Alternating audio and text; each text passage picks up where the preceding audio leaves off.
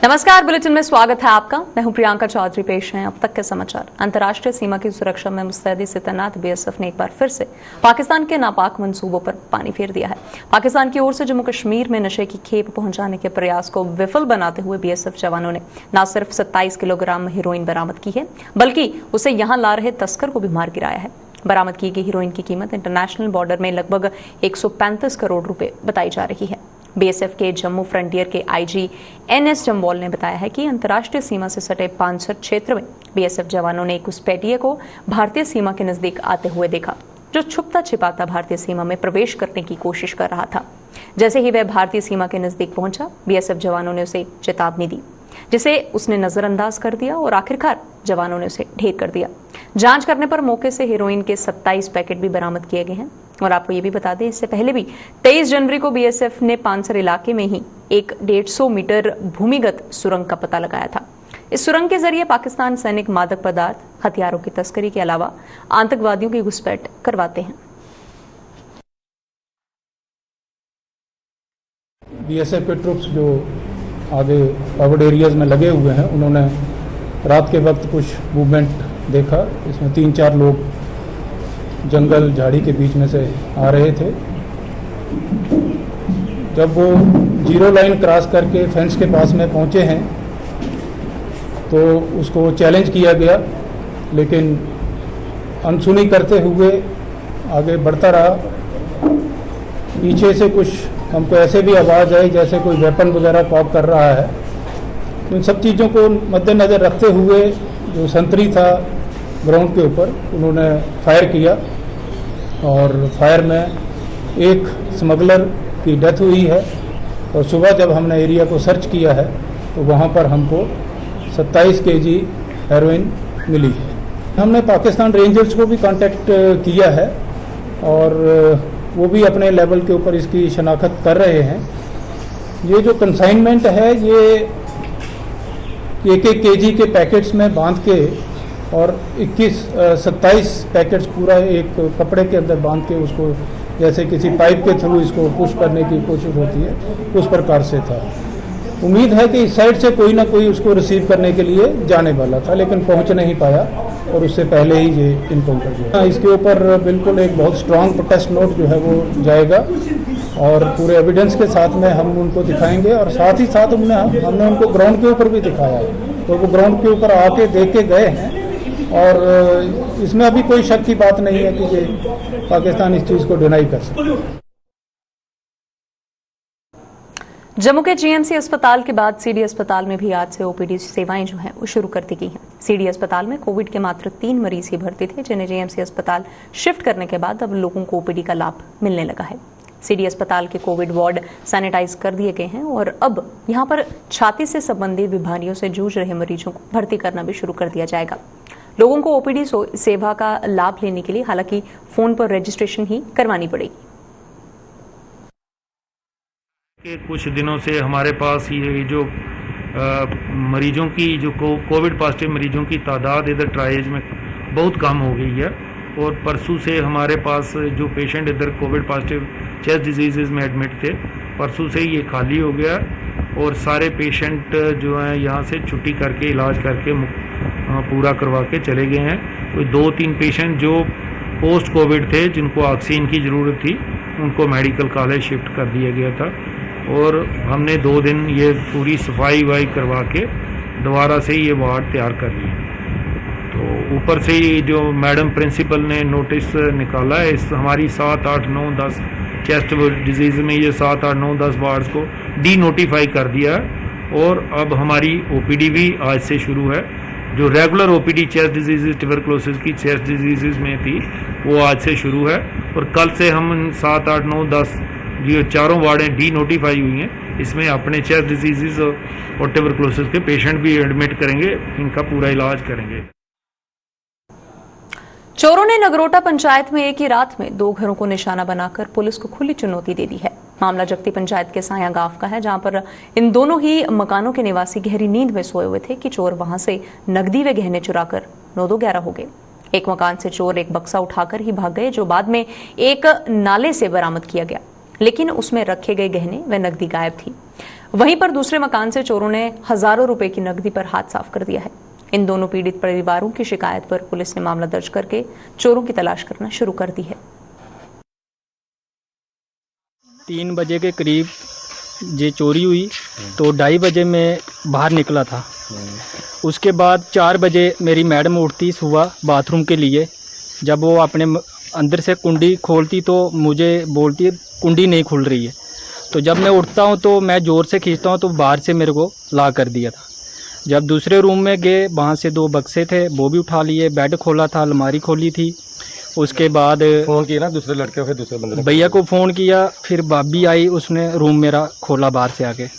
उसके बाद फिर क्या हुआ, उसमें मेरी मम्मी के गहने थे, काफ़ी सामान था, कागज़ थे, ज़मीन के डॉक्यूमेंट थे। फिर हम पंच सरपंच को फ़ोन किया, वो इकट्ठे हुए। उसके बाद पुलिस को कन्फर्म किया, पुलिस आई तो बक्सा हमें नाले से मिल गया, कागज़ मिल गए, बाकी उसमें जो गहने वगैरह थे वो नहीं मिले। कैश भी थी उसमें तो वो भी नहीं मिली। उसके बाद एक बक्सा और था छोटा सा, वो भी नहीं मिला। उन्हें ना कुंडी खोली है ना ते अंदर ने चोरी की है। उन्हें अंदरों 40-42 हज़ार रुपया कढ़िया अंदरों। हाँ, कोई 2-3 महीने इकट्ठे करी रखे तो मकान बनाया सी। मकान से पैसे देने कुसै दे, वो जेह्ड़े दुआरे जेह्ड़े पैसे मतलब लेने जेह्ड़े उंदे दुआर कीते ते उ'नें पैसे मकाने होंदे, वो कढ़ाइयै देने हैं, अज्ज देने हैं, कुछ कल देने हैं बंदे दे, कुछ कल आना हा बंदे ने। और राती दी चोरी होई दी, बंदा साफ। एह् कन्नै घर इक होर उं'दा अंदर कुंडा मारियै बंद कीता उ'नें। उं'दे अंदरा पूरा बक्सा भी ओह् थल्लों थ्होया जाइयै, पूरा बक्सा तोड़े ताड़े दा। उं'दे पैसे पूसे कोई सुन्ना सन्ना भी है, कुछ ओह् भी लेता। बाकी जमीन दे कागज़ उं'दे ओह् लब्भी गे सारे, जमीन दे कागज़ भी ओह्दे बिच पेदे हे पूरे।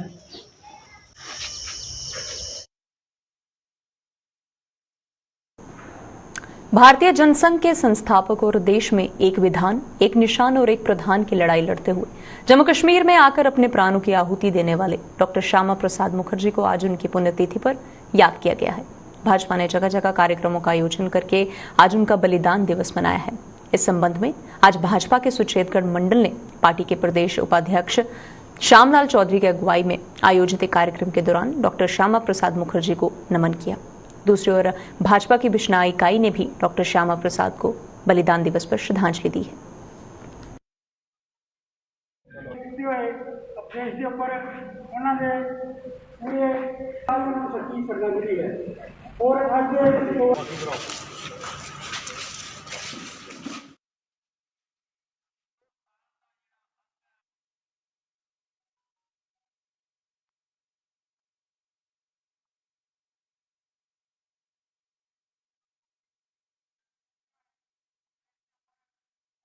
डॉक्टर श्यामा प्रसाद मुखर्जी का जो दिन मनाया जा रहा है, क्योंकि श्यामा प्रसाद मुखर्जी ने 1953 इस परमिट सिस्टम की तोड़ के बगैर परमिट तो जम्मू कश्मीर एंट्री की थी और जेल से जाने तो बाद उनकी शहीदी हुई। और अज जो बुनियाद उन्होंने रखी, उस बुनियाद की जो 5 अगस्त 2019 की देश के प्रधानमंत्री ने भारतीय जनता पार्टी की सरकार ने 370-35 ये तोड़ के ये साबित कर दिता कि जम्मू कश्मीर देश का अभिन्न अंग है। और बिल्कुल जो 2 प्रधान 2 निशान 2 विधान का जो नारा श्यामा प्रसाद मुखर्जी ने संसद में दिता है, उसी संपूर्ण करते हुए देश के प्रधानमंत्री ने पूरा किया। और सारी जनता ही, मैं तो कहूँगा श्यामा प्रसाद मुखर्जी की जम्मू कश्मीर की जनता रहनी है, जिन्हें डॉक्टर श्यामा प्रसाद ने बंगाल जो उठ के अपना बलिदान जम्मू। श्यामा प्रसाद मुखर्जी जी ने देश की एकता और अखंडता के लिए अपने जानों प्राणों की आहुति दी। और आज अगर हम पूरे देश के साथ आज एक साथ मिलकर रह रहे हैं तो इसमें श्यामा प्रसाद मुखर्जी जी का एक बहुत बड़ा योगदान है। आज भारतीय जनता पार्टी के ऑफिस बिश्नाह में यहाँ उनको भावपूर्ण श्रद्धांजलि हमने दी है। पिछले 9 दिनों से पानी की एक एक बूंद को तरस रहे सांबा के समैलपुर गांव के लोगों के सब्र का पैमाना आज छलक पड़ा है। समैलपुर के वार्ड नंबर 4 के लोगों ने बड़ी ब्राह्मणा में जल शक्ति विभाग के कार्यालय के बाहर प्रदर्शन करके उसे खूब खरी खोटी सुनाई है। लोगों की माने तो आधे गांव में पानी की कोई किल्लत नहीं है, जबकि आधा गांव पानी की एक एक बूंद के लिए तरस रहा है। उन्होंने आरोप लगाया है कि कुछ लोगों ने पानी की मेन पाइपलाइन से अवैध कनेक्शन ले रखे हैं, जिसका खामियाजा उन्हें भुगतना पड़ता है।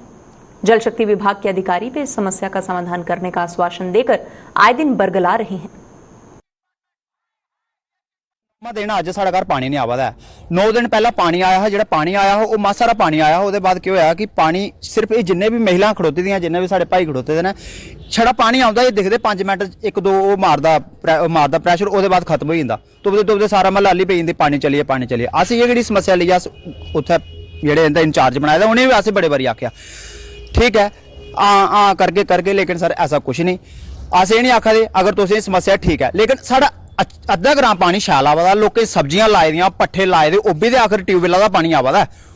तो मैं इन्हें आखां तुस चेक करो जाइए, कोने लोकें पट्ठे लाए दे ना, ओह् बड्डियां पैपें पर कोने कनैक्शन लैते दे, लाइन आह्ले पैपें पर की कनैक्शन लैते दे न, सब्जियां लाई दियां, कुत्थों आवा दा पानी? अगर PH कुसै ने बोर नहीं कराया साढ़े ग्रां, सारा दा सारा पानी ये लोग पैसे लेइयै पानी उ'नें दिंदे ने, और साढ़े लोकें घुट्ट पानी नहीं पीने दा। अस ये डिमांड करने कि तुस फील्ड में जाओ और साढ़े घर जाइए चेक करो की नहीं पानी आवा दा, प्रॉब्लम क्या है, कुत्थों लीक आना, केह् होआ दा, केह् नहीं होआ दा, और इन्हें अस आखना कि तुस चलो। अपना रोजगार खो बैठे जम्मू के शराब के पुराने कारोबारियों ने नई एक्साइज पॉलिसी का विरोध करते हुए उन पर आरोप भी लगाया है कि सरकार ने 224 लाइसेंस धारकों के पेट पर लात मारकर ये कारोबार मात्र 5 लोगों के हवाले ही कर दिया है। वाइन ट्रेडर्स एसोसिएशन ने दावा किया है कि सरकार ने लाइसेंस धारकों से जितना मुनाफा होने का दावा कर रही है वो भी सरासर झूठ है। शराब की 228 दुकानों की नीलामी हुई थी, जिनमें से मात्र 100 ही खुल पाई हैं। 24 लोगों की रोजी रोटी छीन के 5 लोगों के पास पूरा ट्रेड उन्होंने सौंप दिया है। यूपी का एक कॉन्ट्रैक्टर जिसने 130 के करीब लाइसेंस ले लिए हैं, एक ऐसा कॉन्ट्रैक्टर है जिसके पास 48 के करीब लाइसेंस है। तो ये 224 को बेरोजगार करके सारा ट्रेड जो इन्होंने 5 लाइसेंसियों के हवाले कर दिया है। और 140 करोड़ की ये जो बात कर रही है सरकार, इनका रेवेन्यू बिडिंग का 100 करोड़ से भी नीचे आ गया है, क्योंकि कम से कम 40 बिडर जो है उन्होंने अपनी बिड जो है सरेंडर कर दी है, तो इतना रेवेन्यू नहीं मिला है। 228 दुकानों की ऑक्शन हुई है, उसमें सिर्फ 100 दुकान खुली है, बाकी दुकानें नहीं खुल रही हैं। लोग ऑब्जेक्शन जगह जगह ऑब्जेक्शन कर रहे हैं। आपको मालूम बीएसएफ और सीआईएसएफ के अभ्यर्थियों ने दिल्ली में कल होने जा रही सर्वदलीय बैठक में प्रधानमंत्री के समक्ष अपना मुद्दा उठाने की मांग की है। भाजपा पर विफरे इन अभ्यर्थियों ने आज एक बार फिर से पार्टी के जम्मू मुख्यालय के बाहर प्रदर्शन किया है और सर्वदलीय बैठक में भाग लेने वाले भाजपा नेताओं से प्रधानमंत्री तक उनकी आवाज पहुंचाने की मांग भी की है।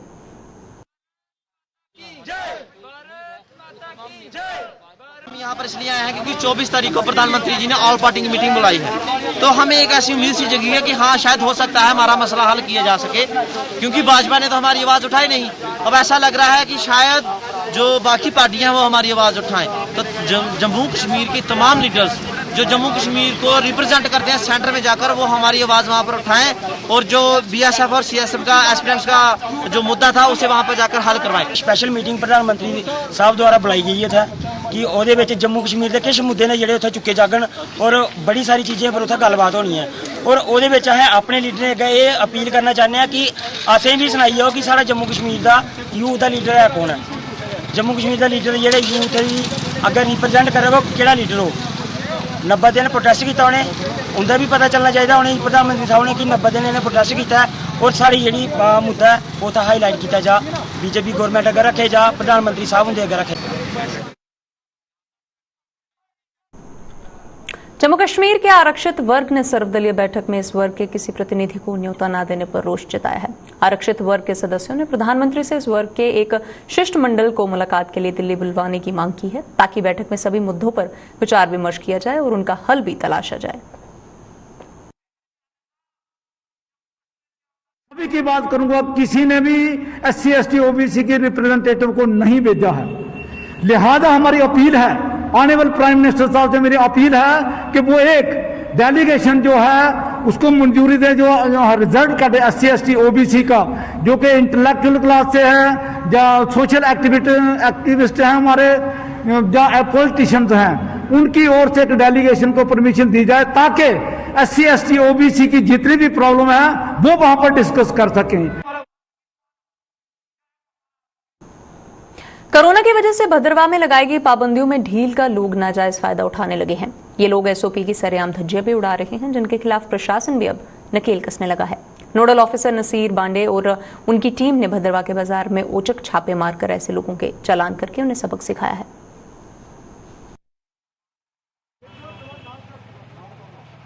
जो है बिल्कुल जो है जैसे वो कहते हैं ना, वो बिल्कुल जैसे कोई जेल से छोड़ देते हैं किसी को, बिल्कुल वैसा ही हमें नजर आ रहा है। यहाँ पे कोई एसओपी नहीं, कोई सोशल डिस्टेंसिंग नहीं, कोई क्या कहते हैं मास्क नहीं, कोई कुछ नहीं। तो इसलिए हमें मजबूरन आना पड़ा। हमने मतलब कल जब हमने देखा बाजार में, मुझे लगता है 50% लोग जो थे विदाउट मास्क थे और एक के ऊपर चढ़ रहे थे। इतना रश था, कोई भी एसओपी का जो है फॉलो नहीं कर रहा था। इसी रिलेटेड आज हमने ड्राइव किया है। तो हमारे साथ ये पुलिस की भी है, हमारे साथ सब इंस्पेक्टर साहब हैं यहाँ पे, बाकी अलकरान भी है और हमारे साथ जो ड्यूटी पे टीचर्स हैं उनको भी यहाँ तैनात किया गया, वो भी है। तो हमने एक ड्राइव शुरू किया है। तो अभी तक जो है हमने वो जिसको भी हम वायलेटर को देख रहे हैं, शायद आपने भी देखा होगा थोड़ा बहुत, हम किसी को स्पेयर नहीं कर रहे हैं, तो उनको हम चालान कर रहे हैं। हम यही चाहते हैं कि कम से कम ये बीमारी जो है ये किसी को पोष कर नहीं आती है। इसको जो है लोगों को एक अपने अंदर ही एक जागृति लानी चाहिए, अवेयरनेस लानी चाहिए, ताकि इसका जो है वो मुकाबला कर सके। शायद उनको ये लगता है कि हम जो वहाँ पे वायलेशन कर रहे हैं वो शायद एसओपीज में आती नहीं है, लेकिन ऐसा नहीं है। गाड़ी में भी अगर विदाउट मास्क है वो भी वायलेटर है और हम उसको भी स्पेयर नहीं कर। जम्मू सूबे के जाने माने पर्यटन स्थल मानसर के विकास के लिए भले ही करोड़ों रुपए के फंड जारी किए गए हैं, लेकिन अभी तक जमीनी सतह पर कोई भी काम नहीं हो पाया है। कोरोना की दूसरी लहर को भी इसके लिए जिम्मेदार माना जा रहा है, लेकिन अब चूंकि महामारी का प्रकोप काफी हद तक कम हो चुका है, लेकिन इसके बावजूद भी यहाँ पर आने वाले पर्यटकों को निराशा ही हाथ लगती है। अगर विकास की बात की जाए तो मानसर में कुछ तब्दीली नहीं दिख रही है। टूटे फूटे घाट, गंदगी से भरे टूटे फूटे शौचालय और झील के आसपास फैली गंदगी इसका जीता जागता सबूत है। कुल मिलाकर अभी तक मानसर विकास से कोसों दूर है। सर अभी तक जो हमारी सेंट्रल गवर्नमेंट है उन्होंने खाली फंडिंग की हुई है 200 करोड़ की, लेकिन अभी 1-2 पार्किंग का काम हुआ है टोटल अभी तक। उसके बाद कोरोना आ गया, कोरोना के दौरान कोई काम हो नहीं सका। अभी मीटिंगें यहाँ हो रही हैं डेवलपमेंट के लिए, लेकिन अभी वो वाला इंफ्रास्ट्रक्चर अभी तक तैयार नहीं हुआ है। हम चाहते हैं कि जल्दी से जल्दी विकास हो और हम चाहते हैं कि मानसर के जितने वासी हैं बरसात आने से पहले इसकी डेवलपमेंट की जाए। कम से कम हमारा जो सीवेज ड्रेनिंग का प्रोजेक्ट था और उसके बाद जो झील के किनारे दीवार थी वो लगाना बहुत ज़रूरी है, नहीं तो उसके बाद पानी भर जाएगा, फिर हम उस तरीके का विकास नहीं कर पाएंगे। घाट यहाँ 8-10 हैं, आप पूरा राउंड करके देखिए आपको दिख जाएंगे। ये घाट एक टूटा हुआ है यहाँ। हम चाहते हैं कि ये जो मटीरियल झील के अंदर पड़ा हुआ है, इसी मकसद से मैं बोल रहा था कि बरसात आने से पहले काम स्टार्ट किया जाए, ताकि ये हम सारा मटीरियल बाहर निकाल सकें। अगर बरसात आ जाती है तो ये दोबारा फिल हो जाएगा, फिल होने से ये हम कुछ भी बाहर नहीं निकाल पाएंगे। तो हम जल्दी से जल्दी डिमांड करते हैं कि वो काम स्टार्ट किए जाएँ। हम हर साल यहाँ तो अच्छा लगता है, 15-20 साल से आ रहे हैं, कोई यहाँ विकास कुछ नहीं है। सुईसर में है, अभी बनने हैं, पार्क वगैरह बने हैं, इधर कोई नहीं है, ना कोई नहीं। वही जो 5-6 दुकानें हैं वही हैं, वही वो होटल है इधर, बाकी और कोई इधर नहीं है। यहाँ अच्छा डेवलप हो सकता है, टूरिस्ट अच्छे आ सकते हैं यहाँ अगर अच्छा ये पार्किंग वगैरह ये जैसे पार्क अच्छे कर दें तो अच्छा होगा। और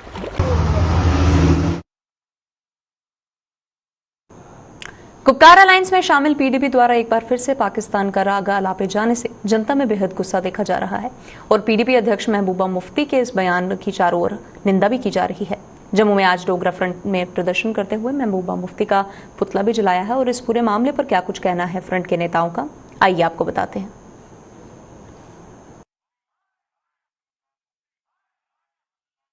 370-35 में बात ही नहीं होगी, फिर ये क्या करने जा रहे हैं? ये खुद डिटेल कर रहे हैं सारी बात को। ये कश्मीर के लोगों को, जम्मू के लोगों को धोखा देने का प्रयास कर रहे हैं। जब वो कहती है कि पाकिस्तान बीच में आएगा, बातचीत होगी, इसका मतलब ये बातचीत करना ही नहीं चाहते, क्योंकि इनके हाथ में कुछ नहीं है। इनके हाथ में एक ही चीज़ है, ये समझते हैं 370 वापस आने वाला नहीं है, जो कॉन्स्टिट्यूशन बन गया, जिसको पार्लियामेंट अपर उसने पास कर दिया, अब वो वापस होने की गुंजाइश नहीं है। इसलिए ये पाकिस्तान की भाषा बोल करके एक ही बात ड्राइव करने का प्रयास करना चाहते हैं कि हम आ रहे हैं, लेकिन दिल्ली वाले हमको ना बुलाएं। ये सारी बातें जो है ये गलत है। पीडीपी अध्यक्ष महबूबा मुफ्ती के बयान पर जहां सियासी दलों के प्रदर्शनों का सिलसिला शुरू हो गया है, वहीं पर आम जनता ने भी उनके इस बयान की कड़ी निंदा की है। लोगों ने महबूबा के खिलाफ कड़ी निंदा करते हुए उन्हें हद में रहने की चेतावनी दी है। लोगों का कहना है कि अपने देश के मसले में किसी दूसरे मुल्क का दखल किसी भी सूरत में बर्दाश्त नहीं किया जाएगा, लिहाजा ऐसे बयान देने वालों को बाज आना चाहिए।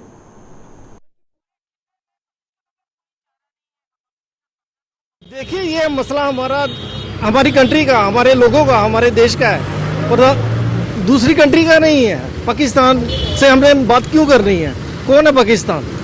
हम नहीं जानते उसको, ठीक है ना। ये जम्मू कश्मीर का मसला है। यहाँ पे राजा महाराजों का नाम रहा है और महाराजा हरि सिंह, महाराजा रणवीर सिंह, जो हमारी जो अपना वो है, क्या नाम बोलते हैं उसको, अभी इंडियन पेनल कोड है, रणवीर पेनल कोड ये होनी चाहिए। वो क्यों नहीं, इसको क्यों बंद किया गया? 370 थी हमारी स्पेशल, जो हमारी स्टेट है, वो उसको दर्जा दो। और जिस हिसाब से ये बात कर रहे हैं कि ऐसा होना चाहिए, वैसा कोई बात नहीं है। ये जो जा रहे हैं, इनको पूरे जम्मू कश्मीर के लोगों को साथ लेके चलना होगा, आज़ाद कश्मीर के लोगों को साथ लेके चलना होगा। जो हमारा हक है वो हमारा हक है। हम हिंदुस्तान के साथ थे, हैं और रहेंगे। प्रधानमंत्री ने एक इनिशिएटिव लिया था, भाई जम्मू में एक अच्छी चुनी गई सरकार बने, जम्मू का माहौल अच्छा रहे, जहाँ के लोगों की नुमाइंदगी का मौका मिले। लेकिन इसके लिए गुप्तकार गैंग को भी मौका दिया गया था, भाई यहाँ भी मीटिंग आए। लेकिन गुप्तकार गैंग जो पहले बोलता है, पाकिस्तान की भाषा बोल रहा था, भाई पाकिस्तान को बुलाया जाए। इसका हम विरोध करते हैं। अब देखिए किस प्रकार गुप्तकार गैंग ने अपना पाला बदला और आज शाम सुबह के ये दिल्ली के लिए रवाना हो गए। तो मैं आगे माध्यम से यही कहता हूँ कि जो भी फैसला लें प्रधानमंत्री, जम्मू के हित के लिए, जम्मू के युवाओं के लिए, जम्मू के बेरोजगारी के लिए, जम्मू के दुकानदार, जम्मू का जो बिजनेस, इस समय जम्मू का पर्यटन उद्योग काफ़ी सारा इस समय ठप हो चुका था। हम यही कहते हैं प्रधानमंत्री से, जम्मू के बारे में सोचे, बहुत हो चुका श्रीनगर के लिए, हम उनके लिए डेवलप कीजिए। लेकिन आने वाले जो समय है जम्मू का है, जम्मू के लिए अच्छा डेवलप होना चाहिए। प्रशासन की ओर से नदी नालों से खनन पर लगाई गई रोक को लेकर जम्मू से सटे मढ़ ब्लॉक में लोगों के प्रदर्शन का सिलसिला जारी है। लोगों ने प्रशासन के फैसले का विरोध करते हुए कहा है कि सरकार की ओर से जरूरतमंदों को आवास योजना के तहत पर घर मुहैया करवाए जा रहे हैं, लेकिन नदी नालों से रेत बजरी निकाले जाने पर प्रतिबंध होने की वजह से वह सिर्फ घर की नींव ही रख पा रहे हैं और नींव पर ढांचा खड़ा करने का उनके बस की बात जो है वो नहीं है।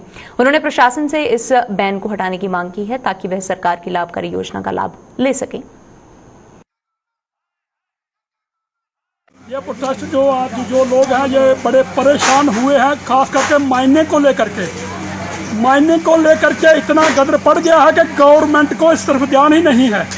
श्रीनगर में इन्होंने सब ठीक कर दिया है, लेकिन जम्मू के अंदर, जम्मू के साथ जो सरकारें, जितनी भी सरकारें आई हैं, चाहे वो हमारी नेशनल कॉन्फ्रेंस की सरकार थी, कांग्रेस की थी, पीडीपी बीजेपी की थी, वो हमारी सरकार थी, लेकिन सब ने जम्मू के साथ जो भेदभाव किया हुआ है। जो बजरी हमें 1500 रुपये मिलती थी, आज वो 7000 की बजरी हमें मिल रही है। और सैंड जो 1000 रुपये के हमें ट्राली मिलती थी, उसको वो अभी 4000 से कम नहीं मिल रहे, 4000 से ऊपर है। अगर कहीं पुलिस वाले उसको रास्ते में पकड़ लेते हैं, वो चोरी की गिनी जाती है। हालांकि गरीब लोगों का खास करके इतना जीना महाल हो गया है कि उनको जो उन्होंने एक कमरे के लिए उनको PMAY के अकॉर्डिंग जो उनको पैसे मिलते थे, उससे पहले उनका कमरा बनता था। आज उनका उन पैसों से प्लंथ नहीं भरा जा रहा है। तो सर जो बंदा बेचारा मजदूर है, दिहाड़ी लगाकर जो 500 रुपये लाता है शाम को, वो कहाँ से लाएगा इतने पैसे? जो 7-7, 8-8 हज़ार का रेत या बजरी लेगा, वो कहाँ से लेने हैं? ये हमारी जो गवर्नमेंट है, ये सारा उसका कसूर है। और जो रेत ट्राली तवी से निकलती है, तो उसके लिए जो वहाँ के पुलिस वाले बैठे हैं, उन्होंने भी इनके साथ वो किया होता है, सांठगांठ की होती है, तो वो इनसे 500 रुपये लेके इनको दे देते हैं, छोड़ देते हैं कि जाओ जी। ना तो इनको कोई रोकता है ना टोकता है। अगर गवर्नमेंट ने ऐसा करना है तो इससे बेहतर है कि तभी का जो स्टे लगा हुआ है उसको खोल दे। रेत बड़ी महंगी है, गरीब आदमी ये गवर्नमेंट पैसा दे दिया है मंगाने बाद है, वो प्लांटों नहीं पहुँचा हुआ। बजरी इन्नी महंगी है, गरीबाई थोड़ा नहीं है, पुलिस फड़ी लैंदी है, उसका स्यापा बनेगा, ट्रैक्टर वाला कोई जंगा नहीं है। तो यदा बैन टुटना चाहिए, जो गरीब बेचारा कोई मकान का बनाया, ये बरसात लगने वाली, कहाँ जाएंगे बच्चे निकल के बैठ।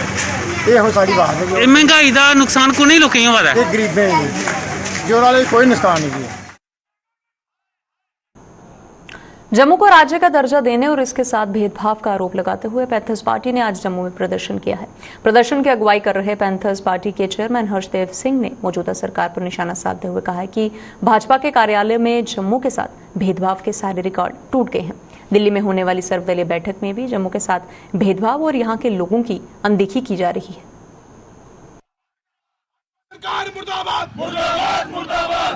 कल महबूबा मुफ्ती ने एक बार फिर पाकिस्तान का राग अलापा और किलिंग हुई कश्मीर के अंदर।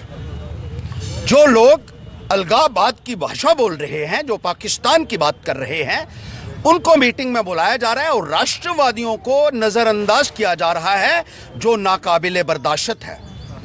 जम्मू को खास तौर पर नजरअंदाज किया जाना लोगों को किसी भी सूरत में गवारा नहीं है। जम्मू के अंदर एक रोष देखा जा रहा है, एक गुस्सा देखा जा रहा है कि जम्मू को बात भी सुनने के लिए तैयार नहीं है भारतीय जनता पार्टी की सरकार। डोडा जिले के देसा इलाके में भालू के हमले से एक महिला गंभीर रूप से घायल हो गई है, जिसे इलाज के लिए जेएमसी डोडा में भर्ती भी करवाया गया है। घायल के बेटे ने कहा है कि भालू के हमले में घायल को उसकी मां को तकरीबन 100 से ज्यादा टांके जो हैं वो आए हैं। साथ ही ये भी कहा है कि उनका गांव अभी भी बुनियादी सुविधाओं से वंचित है और डोडा तक मरीज को पहुंचाने के लिए उन्हें तकरीबन 45 किलोमीटर का सफर पैदल तय करना पड़ता है, लेकिन उनके गाँव वालों ने उनकी काफी मदद जो है वो की है।